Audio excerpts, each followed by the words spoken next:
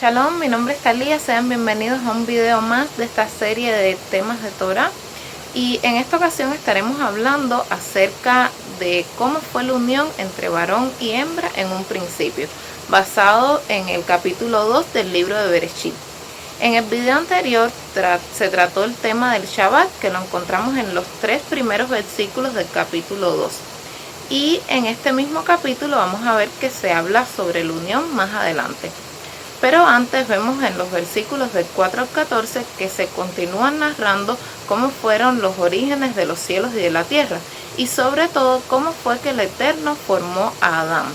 Nos dice que tomó de la tierra roja, que en hebreo es Adamá, y lo formó.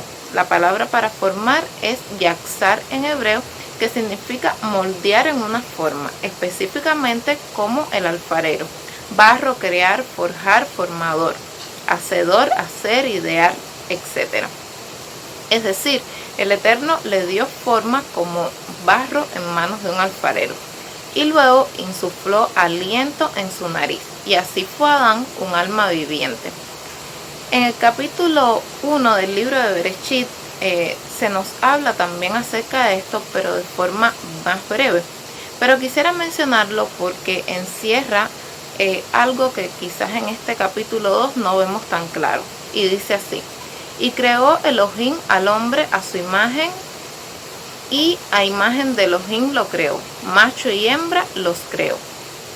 Y quise mencionarlo, como decía, porque este versículo nos revela algo más, pues aunque en la mayoría de nuestras Biblias se traduce Adán como hombre, su significado en hebreo nos deja un mayor entendimiento, que es está referenciada en el Strong como el hebreo 120, que significa rojizo, un ser humano, individuo o la especie, humanidad. Adán, común, gente, humano, persona. Vemos aquí que en este capítulo 1 nos dice que macho y hembra los creó, pero a la misma vez se nos habla de Adán. Y vemos que el Eterno en un principio creó a un ser humano, el cual era asexuado, no se puede decir que era hembra o varón, lo que se conoce como andrógino, es decir, era un ser a semejanza del Todopoderoso, que tampoco se define como un hombre o mucho menos como una mujer, porque él no tiene sexo, él es todo en sí mismo, y con esa misma naturaleza hizo a Adán, así como también son los malajim o los ángeles. Pero posteriormente vamos a ver que el Eterno separa a este ser en un varón, ish, que es la palabra correcta para hombre en hebreo, y en una hembra, que es isha, pues en un principio eran uno solo. Y bien, continuando en el capítulo 2 del libro de Bereshit, vamos a ver que en los versículos del 15 al 17 se narra que el Eterno puso a Adán en el huerto del Edén y le dio instrucciones acerca de no tomar del árbol del conocimiento del bien y el mal. Y como sabemos, más adelante ellos transgreden esta instrucción y ocurre la caída, como un reflejo de lo que ya había ocurrido anteriormente en los lugares celestiales con la caída del adversario. Y bueno, en posteriores entregas se hablará de este tema. Y ya para adentrarnos como tal en el tema de la unión, comenzamos a verlo en los versículos del 18 al 20, que dice: dijo el Eterno, no es bueno que el hombre esté solo, le haré ayuda que esté frente a él. Porque el Eterno Elohim había formado de la tierra toda bestia del campo y toda ave de los cielos, y los había llevado al hombre para que viera cómo los habría de llamar. Y así como el hombre llamó a cada ser viviente, este es su nombre. Y el hombre puso nombres a todos los animales, a las aves de los cielos y a toda bestia del campo. Mas para el hombre no se halló una ayuda que estuviera frente a él. Y esto es algo que contrasta con lo que dice en el capítulo 1 del libro de Bereshit, porque hasta ese momento se dice que todo lo que el Eterno creó era bueno en gran manera. Pero aquí es la primera vez que el Todopoderoso menciona que algo no es bueno.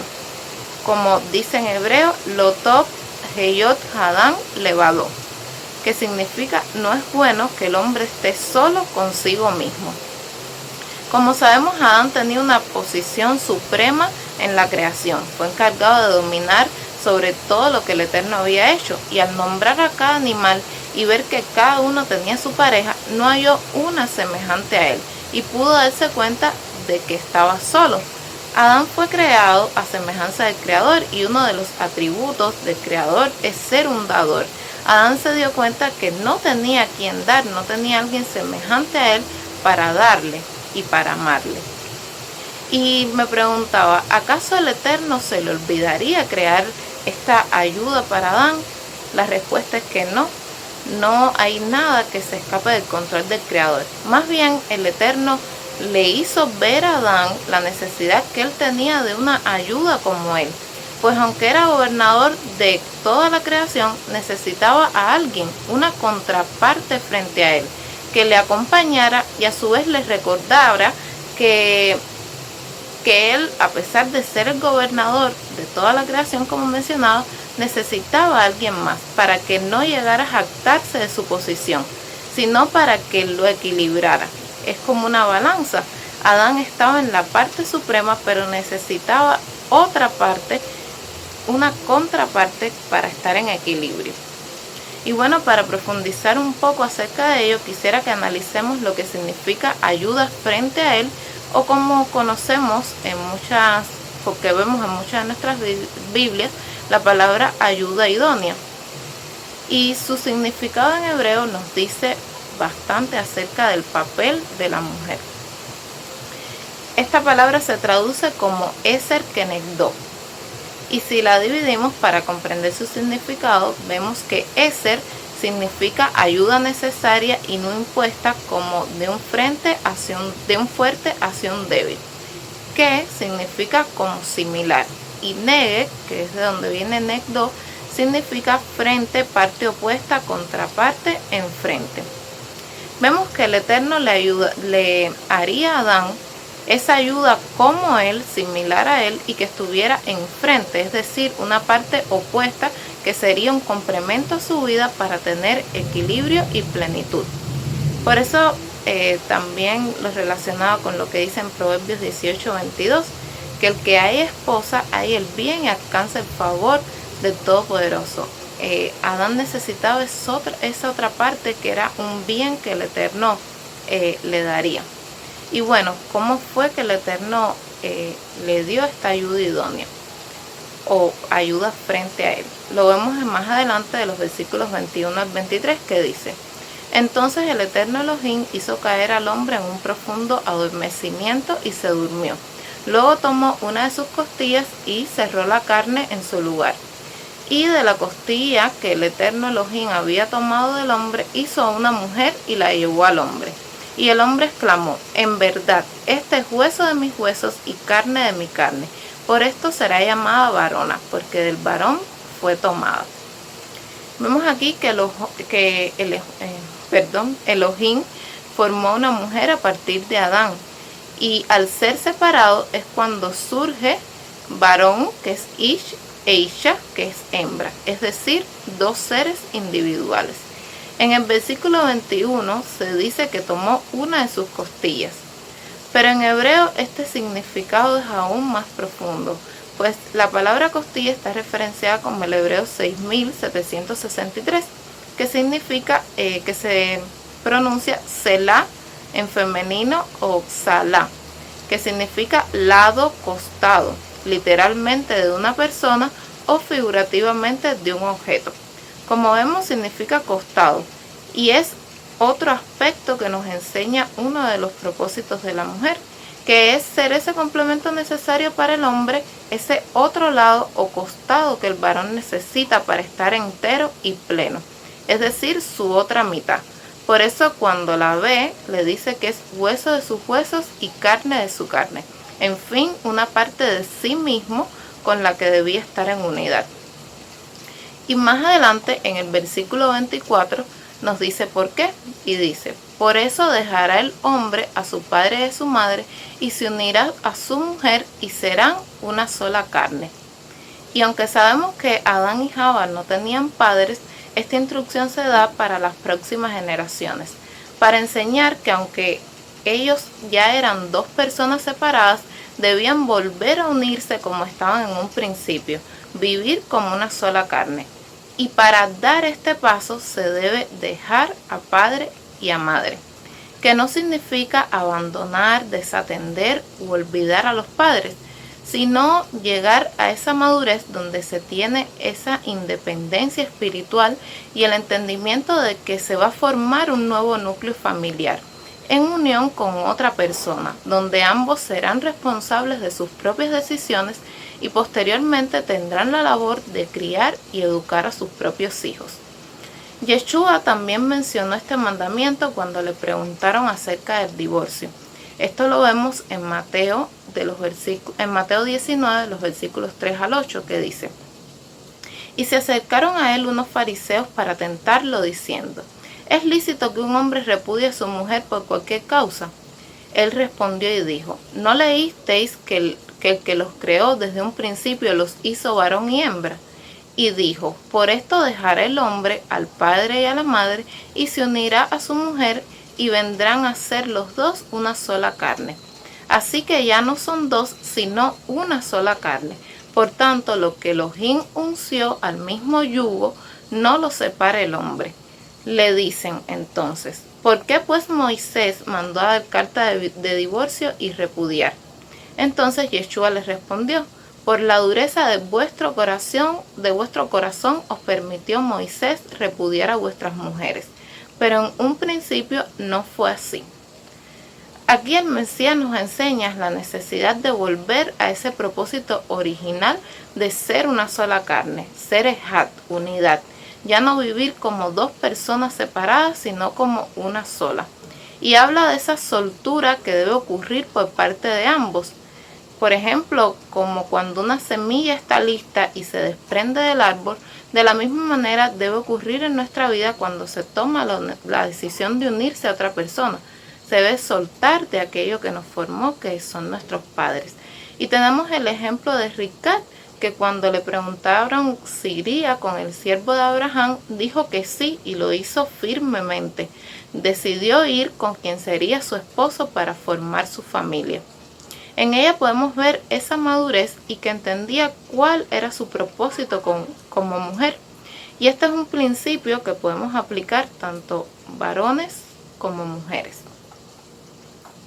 Yeshua también habla acerca de la separación y deja claro que va en contra del propósito del Eterno.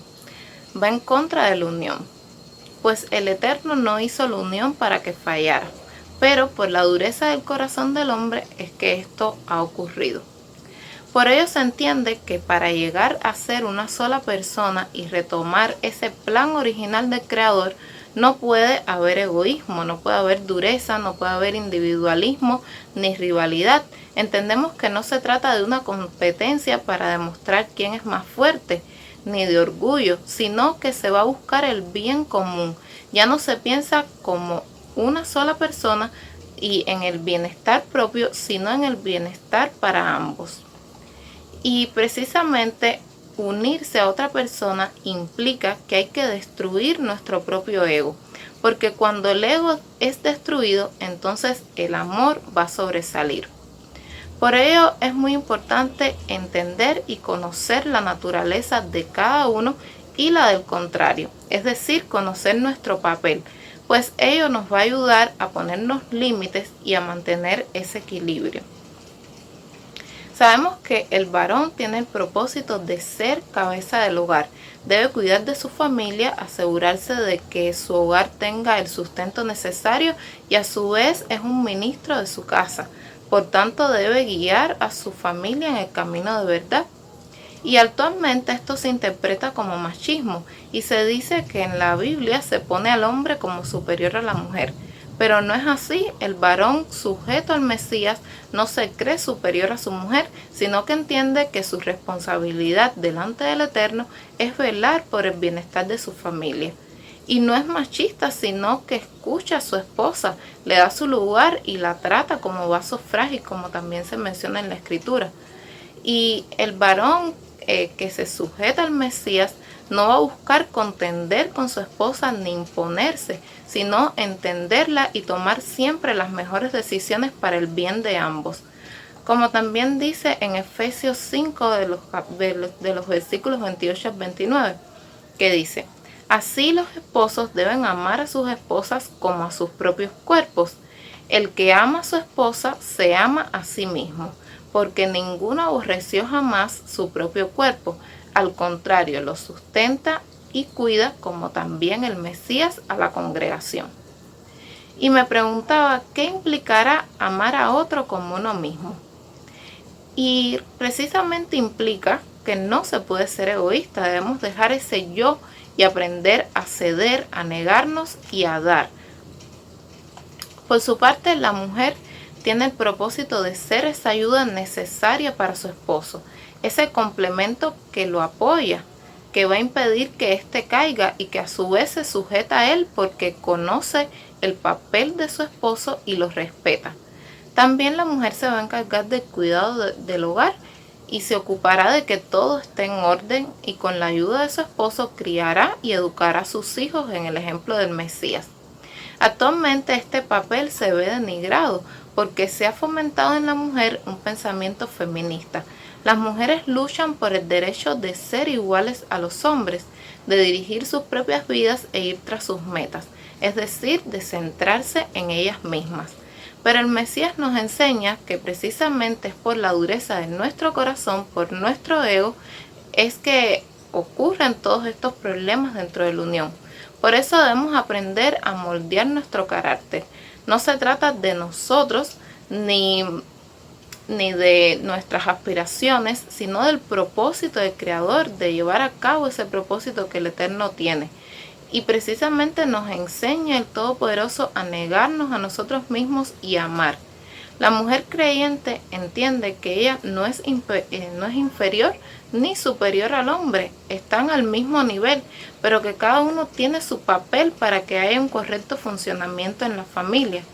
Pues apoyando a su esposo y criando a sus hijos, educándolos en la instrucción del Eterno para que sean luces en medio de este mundo y que continúen pasando ese legado a futuras generaciones, la mujer está causando así un gran impacto en la sociedad y se va a sentir plena porque está llevando a cabo el propósito para el cual fue creada. Y no quiere decir que no podamos tener diferentes intereses y gustos, sino que nuestra familia es nuestro primer ministerio.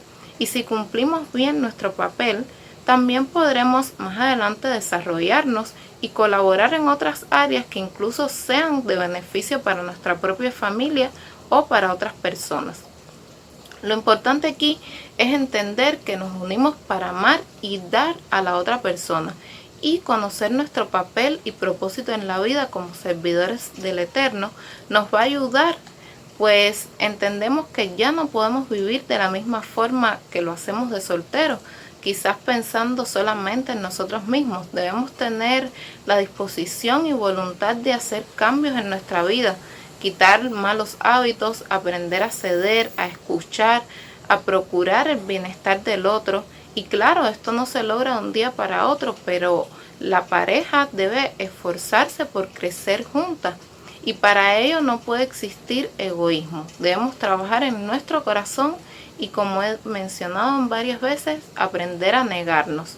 Y el mejor ejemplo que tenemos para ello es nuestro Mesías, que se dio y se negó a sí mismo por su esposa, alegóricamente, que es la congregación de creyentes.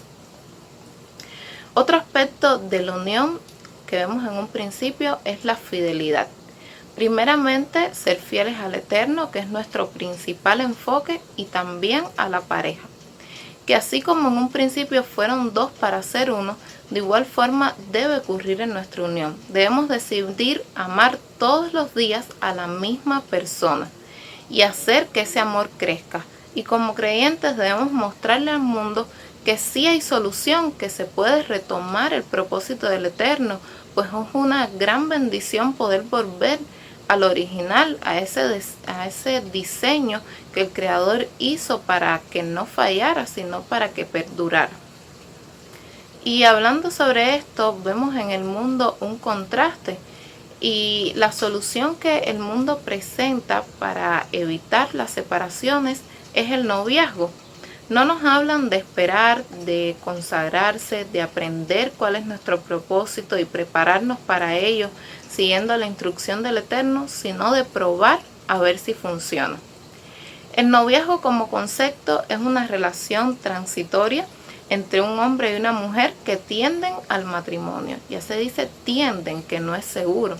Es una relación entre ambos enamorados que desean conocerse mejor para ver si llegan a casarse.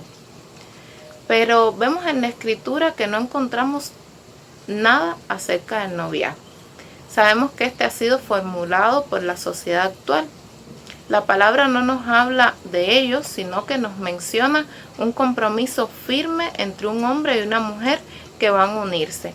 Es decir, que es una decisión ya tomada, donde no se va a probar a ver si funciona, sino que ambos van a esforzarse para hacer que esa relación funcione.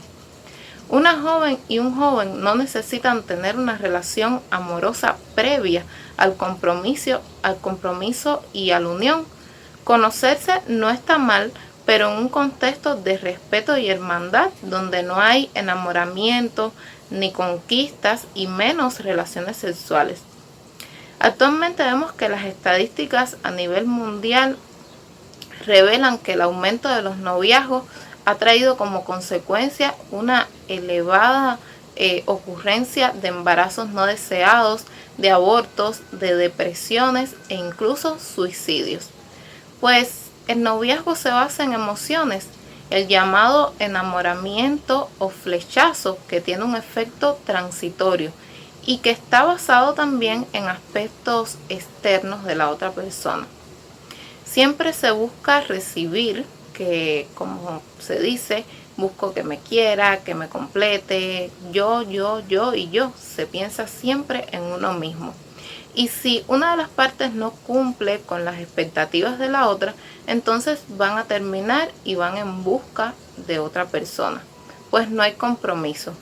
Por eso, como jóvenes creyentes, no debemos caer en ello.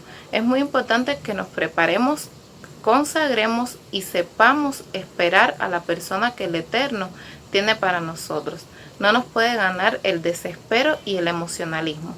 Al contrario, desde la etapa de la soltería debemos aprender a negarnos a nosotros mismos para cuando llegue esa unión lo podamos hacer de igual forma. También otro aspecto que no vemos en un principio es el yugo desigual. Vemos que estaban en un mismo yugo. Ambos entendían su propósito e iban en una misma dirección. Como dice la escritura, el yugo desigual no es agradable al Creador porque no hay compañerismo entre la luz y las tinieblas. Por eso lo ideal es que ambos jóvenes tengan la misma instrucción como lo tenían Adán y Java en un principio. No podemos creer que vamos a convertir a la otra persona, pues esto no funciona. Ambos deben tener la misma fe para que pueda ser un hogar pleno, con el entendimiento de cuál es el propósito, de que ambos van a servir juntos al Creador y van a exaltar su nombre en esta tierra. Porque también dice la escritura que cómo pueden andar dos juntos si no se ponen de acuerdo.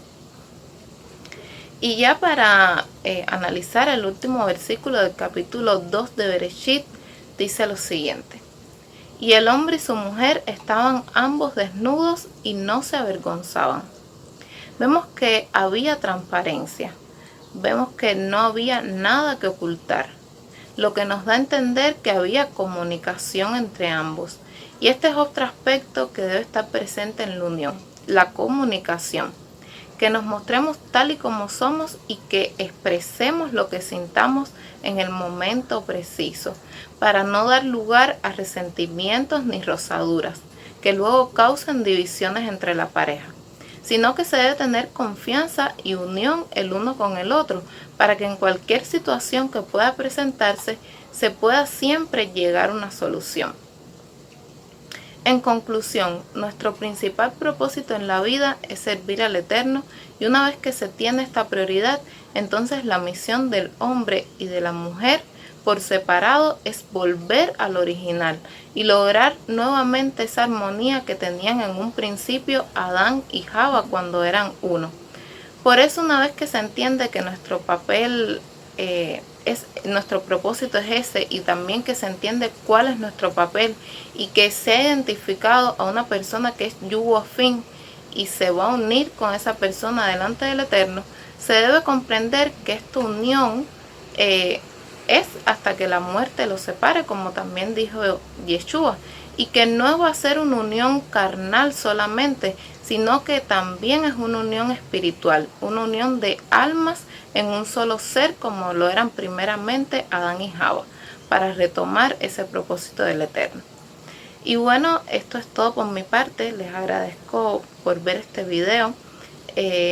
Igual les sugiero que si quieren saber más acerca de este tema, pueden dirigirse a la página de Cielos Nuevos o al canal de Cielos Nuevos y ver la serie, escuchar más bien la serie Creados para Ser Uno.